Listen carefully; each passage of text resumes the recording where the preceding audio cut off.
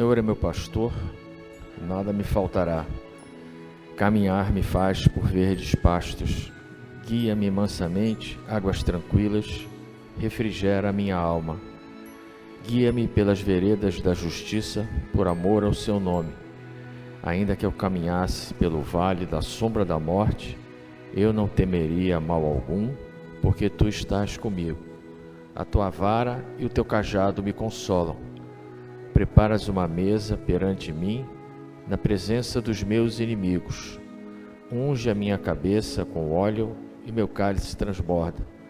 Certamente que a bondade e a misericórdia me seguirão todos os dias de minha vida, e eu habitarei a casa do Senhor por longos dias. O Senhor é meu pastor e nada me faltará.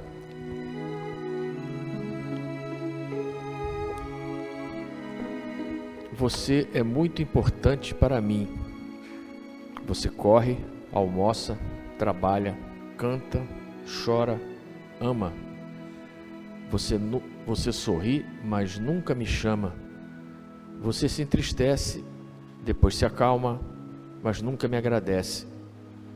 Você caminha, sobe, desce escadas e não se preocupa comigo. Você tem tudo e não me dá nada. Você sente amor, ódio, sente tudo, menos a minha presença. Você estuda e não me entende, ganha e não me ajuda, canta e não me alegra. Você é tão inteligente e não sabe nada sobre mim. Você reclama dos maus tratos, mas não valoriza o que eu faço por você. Se você está triste, me culpa por isto, mas se está alegre, não me deixa partilhar da sua felicidade. Você conhece tanta gente importante, mas não conhece a mim, que eu considero tão importante. Você faz os que os outros ordenam, mas não faz o que eu lhe peço com humildade. Você subiu na vida, pisa nos menos favorecidos. Se não subiu, descarrega sobre mim toda a sua ira. Você não tem tempo para nada, nem ao menos para pensar em mim. Você quebra tantos galhos para os amigos, mas não tira um espinho da minha testa. Você reclama tanto da vida, mas não sabe que a minha é tão triste por sua causa. Você entende todas as transações do mundo, mas não entende a minha mensagem. Você abaixa os olhos quando um superior lhe fala, mas não levanta esses mesmos olhos quando lhe falo do meu amor. Você fala das pessoas e não sabe que conheço toda a sua vida. Você enfrenta muitos obstáculos na vida, é forte, mas que pena. Embora não admita, sei que você tem medo de mim.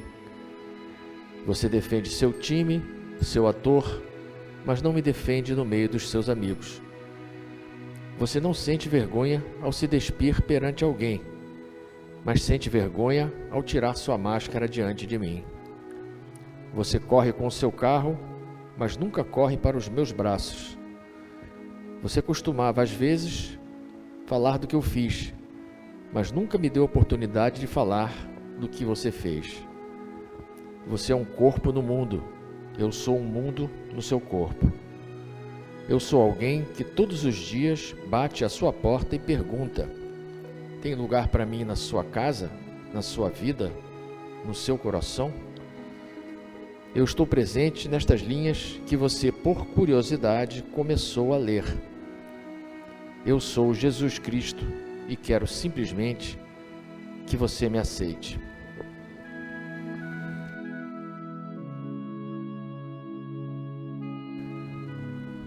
Pai nosso que estás no céu, santificado seja o vosso nome.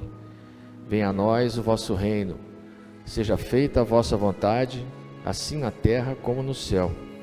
O pão nosso de cada dia nos dai hoje. Perdoai as nossas ofensas, assim como nós perdoamos a quem nos tem ofendido. Não nos deixeis cair em tentação, mas livrai-nos do mal. Ave Maria, cheia de graça, o Senhor é convosco. Bendita sois vós entre as mulheres. Bendito é o fruto do vosso ventre, Jesus. Santa Maria, Mãe de Jesus, rogai a Deus por nós, pecadores, agora e na hora de nossa morte. Amém. Senhor da vida, aqui estamos mais uma vez reunidos em Teu nome, elevando as nossas preces, as nossas vibrações, a fim de recebermos o concurso dos guias e mentores espirituais que mais uma vez nos recebem nessa casa. Queremos pedir à corrente franciscana, aos guias e mentores espirituais, às falanges brancas do universo, a Miguel Arcanjo. Saudamos aos orixás da nossa casa, às falanges dos caboclos, dos pretos velhos, das crianças, dos Exus iluminados. Saudamos ao nosso guia-chefe, o Caboclo Tupinambá. Pedimos por todos os nossos irmãos presentes aqui hoje, encarnados e desencarnados, por todos os que sofrem angústias, estão envolvidos com processos obsessivos, depressões, doenças, carências de toda sorte. Que nesse momento essas energias divinas possam aplacar essas dores, esses sofrimentos. Pedimos também por todos que se encontram presos a leitos de hospitais, encarcerados nas prisões, em manicômios, pelos que perambulam pelas ruas, desesperançados, sem sustento, sem lar. Pedimos pelas crianças abandonadas, maltratadas, abusadas e exploradas. Que esses pequenos irmãos, recém-chegados do plano espiritual, recebam o concurso dos trabalhadores do mundo maior, para que levem adiante suas provas e suas expiações. Te pedimos também, Senhor, pela paz no nosso mundo, entre povos e nações, entre governantes e governados, pela paz entre as religiões, seus líderes e seus fiéis, para que os líderes das nações possam se conscientizar de que somos todos filhos da mesma luz, somos todos habitantes desse planeta que nos acolhe e que nos oferece a oportunidade de cura, de aprendizado e redenção. Que em primeiro lugar nas decisões dos líderes do planeta, a fraternidade, a igualdade, a paz, acima de tudo. Queremos te pedir, Senhor, também pelas crianças da creche Santa Clara e por todos os irmãos que ajudam a manter a nossa creche e os trabalhos sociais da CFA. E pedimos finalmente por todos os nossos irmãos encarnados e desencarnados, cujos nomes foram colocados na nossa caixa de pedidos. Por Cristo, com Cristo e em Cristo, agora e sempre. Obrigado, Senhor.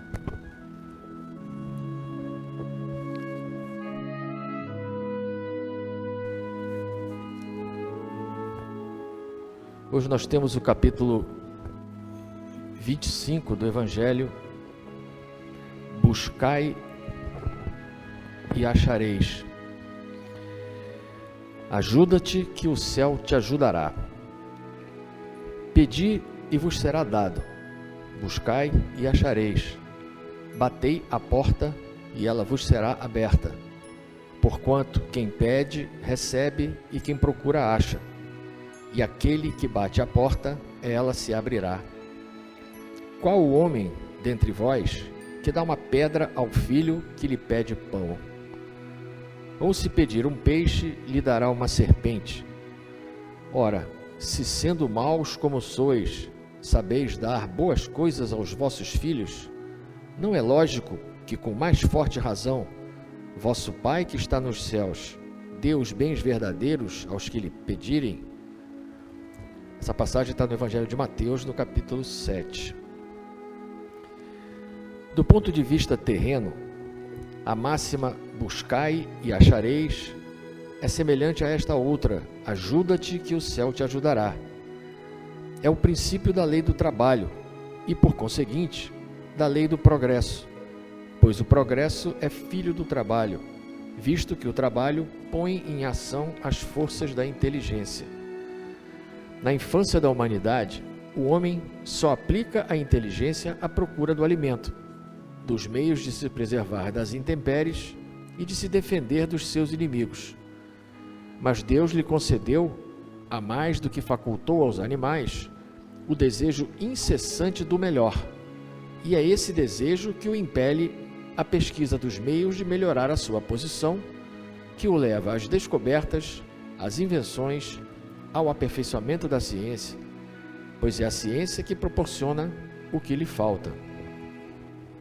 Por meio das pesquisas, sua inteligência se engrandece, o moral se depura. As necessidades do corpo sucedem às do espírito. Depois do alimento material, ele precisa do alimento espiritual. É assim que o homem passa da selvageria à civilização. Mas o progresso que cada homem realiza individualmente durante a vida é bem pouca coisa, imperceptível mesmo em grande número deles.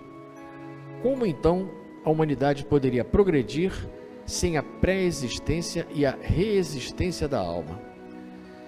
Se as almas se fossem todos os dias, para não mais voltarem, a humanidade se renovaria incessantemente com os elementos primitivos, tendo de fazer tudo, de aprender tudo.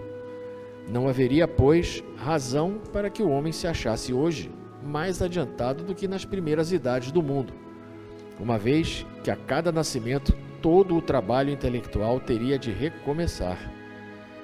Ao contrário, voltando com o progresso que já realizou e adquirindo de cada vez alguma coisa a mais, a alma passa gradualmente da barbárie à civilização material e desta à civilização moral. Se Deus houvesse dispensado o homem do trabalho do corpo, seus membros se teriam atrofiado.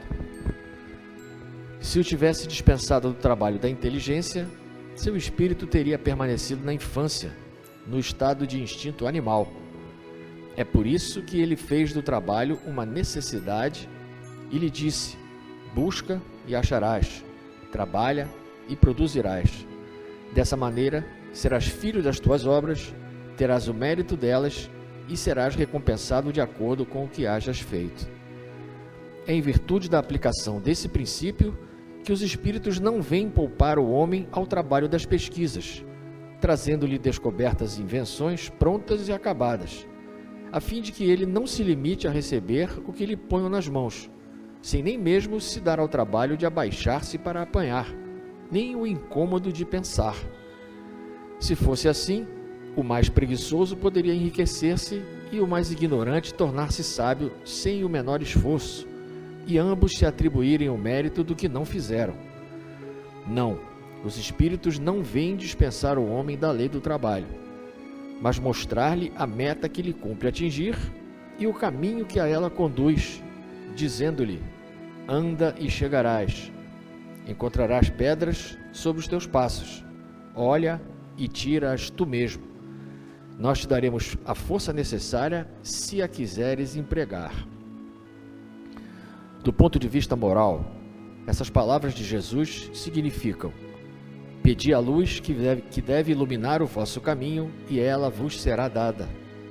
Pedi forças ao mal, e a tereis. Pedi a assistência dos espíritos bons, e eles virão acompanhar-vos e vos servirão de guia, tal como o anjo de Tobias. Pedi-lhes, e eles jamais vos serão recusados. Batei à nossa porta, ela se abrirá para vós. Mas pedi sinceramente, com fé, fervor e confiança. Apresentai-vos com humildade e não com arrogância, sem o que sereis abandonados às vossas próprias forças e caireis, como justo castigo do vosso orgulho. Tal é o sentido destas palavras: buscai e achareis, batei à porta e ela vos será aberta.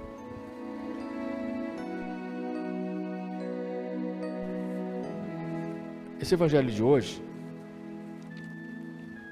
que trata da necessidade, da capacidade e da necessidade que nós temos de trabalhar pelo nosso processo evolutivo, pela nossa melhora, no caso do plano encarnado, pela melhora material e pela nossa melhora espiritual, pela nossa evolução.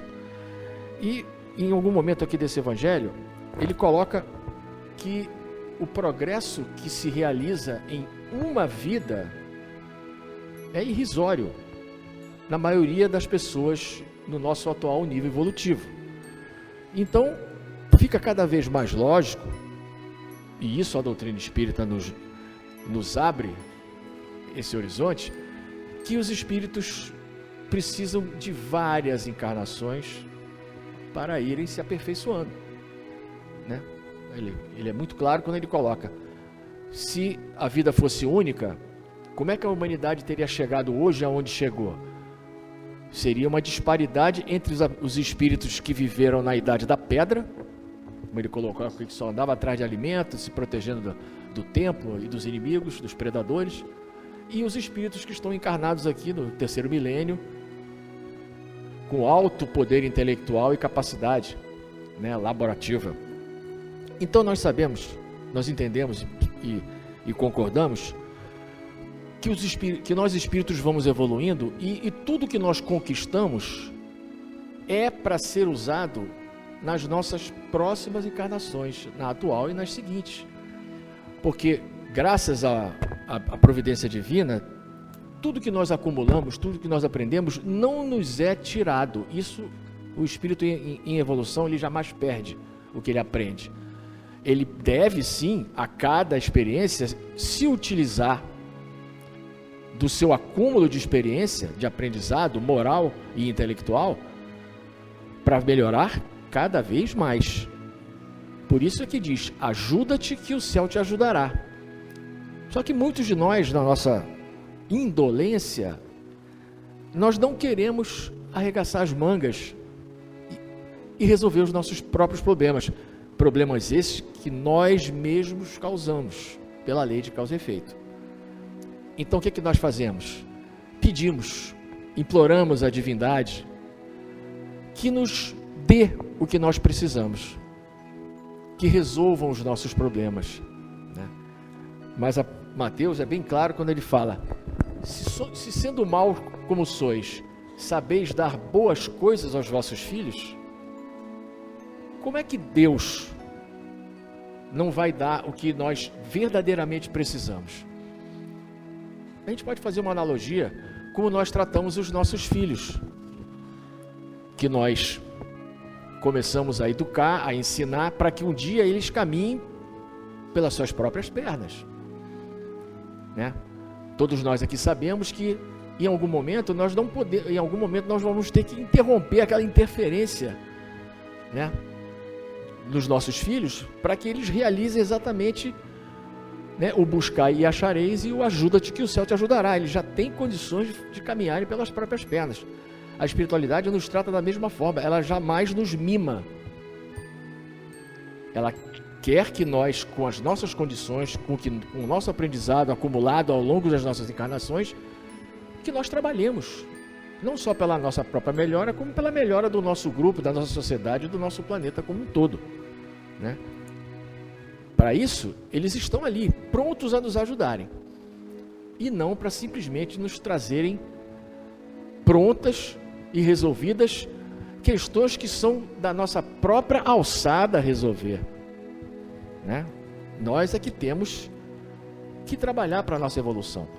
E temos feito isso aos trancos e barrancos no processo evolutivo da humanidade. Hoje nós temos uma condição de vida material, embora muitos questionem isso, muito mais favorável, vamos dizer assim, do que a turma que vivia nas épocas antigas. Facilidades materiais hoje que não existiam naquela época, né?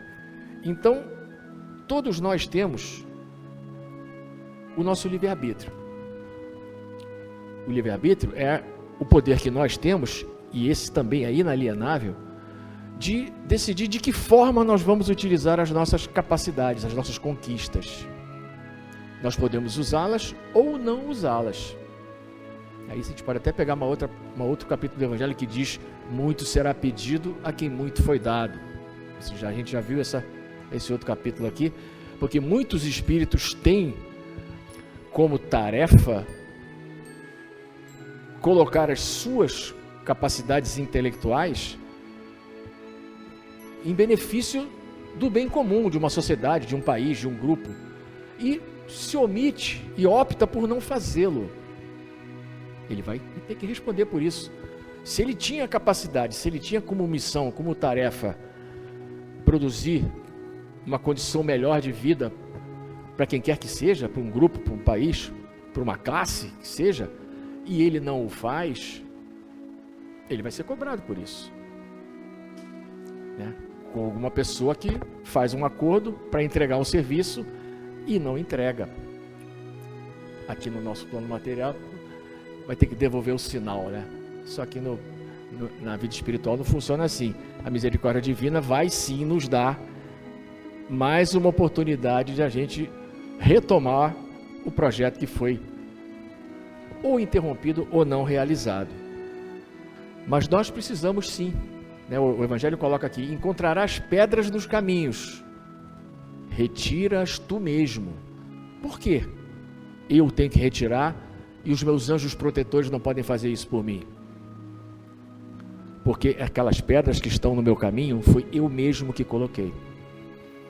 Se eu não coloquei nessa encarnação, eu coloquei nas encarnações passadas. E essas pedras vão estar no caminho de todos nós que somos imperfeitos, estamos encarnados num planeta de provas e expiações, e por conta disso nós temos muitas coisas a acertar. Mas temos a nossa capacidade já adquirida ao longo do nosso processo evolutivo, e se quisermos, a ajuda está à nossa volta. A lei das afinidades vibratórias nos permite isso. Nós nos sintonizamos com os nossos protetores, pedimos o que nós precisamos. Às vezes a gente pede o que a gente quer e nos é dado o que nós precisamos. Pedir é fácil. Se satisfazer com o que nos é dado é diferente. É a mesma coisa, voltando à questão da comparação da criança. Às vezes as crianças nos pedem coisas que nós sabemos que não são positivas, não são boas para os nossos filhos. E o que nós fazemos? Não damos.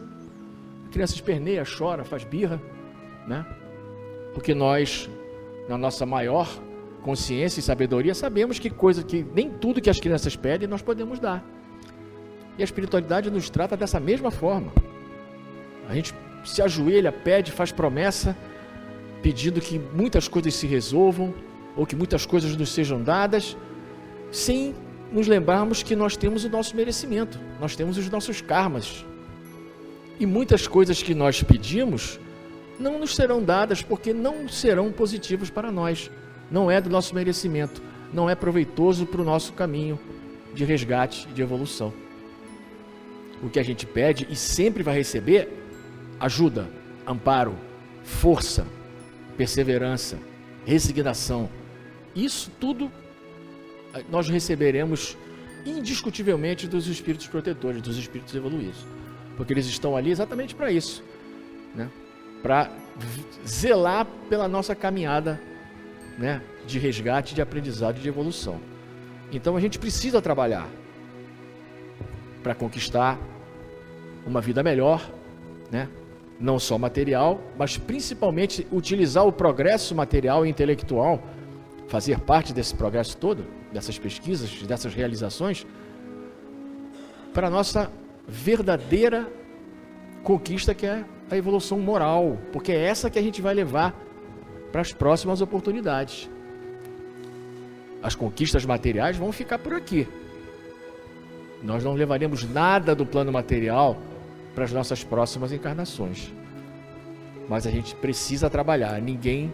Nós temos uma estrada longa, que é a estrada da evolução, né? o caminho de volta para a luz, que é onde nós todos estamos, para onde nós todos estamos voltando, ele é único, não tem desvios. Por mais que nós produzamos esses desvios no caminho, invariavelmente nós vamos ter que voltar para o caminho, porque ele é único.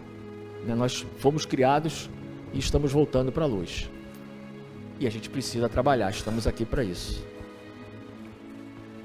Então acho que essa é a mensagem do Evangelho de hoje, para que nós realmente busquemos o que nos é proveitoso para a nossa evolução.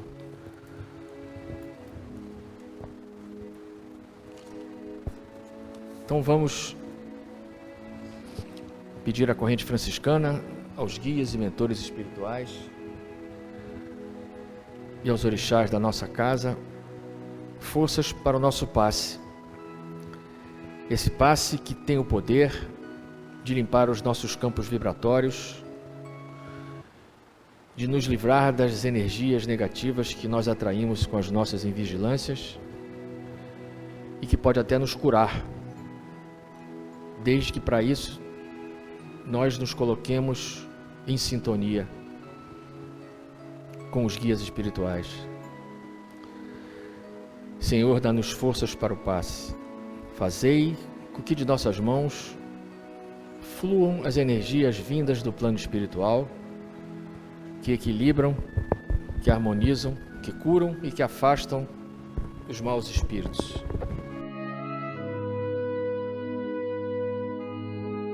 Senhor, faz de nós um instrumento da sua paz. Onde houver ódio, faz com que eu leve o amor. Onde houver ofensas, que eu leve perdão. Onde houver discórdia, que eu leve a união. Onde houver dúvidas, que eu leve a fé. Onde houver erros, que eu leve a verdade. Onde houver desespero, que eu leve a esperança. Onde houver tristeza, que eu leve a alegria. Onde houver trevas, que eu leve a luz. Ó Mestre, faz com que eu procure mais consolar que ser consolado, compreender que ser compreendido, amar que ser amado, pois é dando que se recebe, é perdoando que se é perdoado, e é morrendo que se vive para a vida eterna.